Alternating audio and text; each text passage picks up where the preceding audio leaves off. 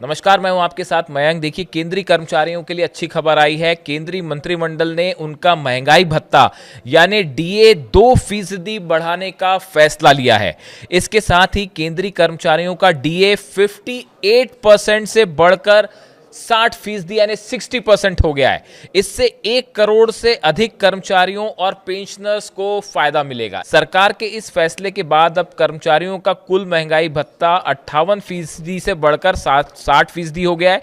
इस बढ़ोतरी का सीधा लाभ लगभग 50 लाख सरकारी कर्मचारियों और 65 लाख से ज्यादा पेंशन भोगियों को मिलेगा। देखिए, करीब जो 50 लाख सरकारी कर्मचारी हैं उन्हें और 65 लाख से ज़्यादा जो पेंशन जिन्हें मिलती है, पेंशन भोगी जो हैं, उनको इसका फ़ायदा मिलेगा। जो 2% डीए बढ़ाया गया है, जिससे उनकी मासिक सैलरी और पेंशन में बढ़ोतरी हो जाएगी। इससे उनकी जो सैलरी है और पेंशन है, दोनों में बढ़ोतरी होगी। अब हम आपको बताते हैं कि सैलरी जो है कितनी बढ़ सकती है। बता दें कि अगर किसी केंद्रीय कर्मचारियों का बेसिक पे 36,500 रुपए है, तो 60% के हिसाब से अब उसका डीए 21,900 रुपए हो जाएगा। बड़ी बात यह है कि अब कर्मचारियों को जनवरी से एरियर भी मिलेगा।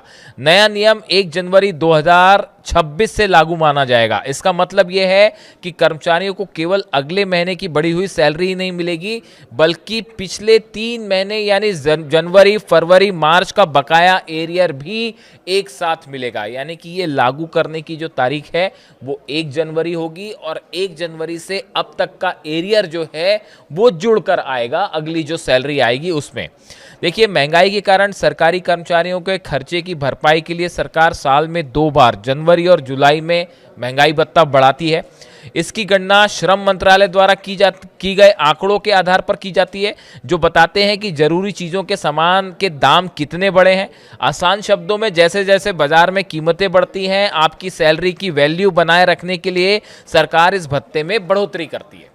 और इसी वजह से अब केंद्रीय कर्मचारियों के लिए ये खबर आई है कि मंत्रिमंडल ने ये फैसला लिया है कि 2% डीए जो है वो बढ़ाया जाए और केंद्रीय कर्मचारियों का डीए अब 58% से बढ़कर 60% कर दिया गया है। अब इसको लेकर देखिए, एक तो वेतन आयोग का सबको इंतजार है, 8वें वेतन आयोग की सिफारिश से जल्दी सामने आए और जल्दी से जो है उसे लागू किया जाए, इस तरह की लगातार मांग हो रही है। और उसके बीच में फिलहाल ये खबर एक राहत भरी आई है कि 2% जो है वो डीए बढ़ा दिया गया है।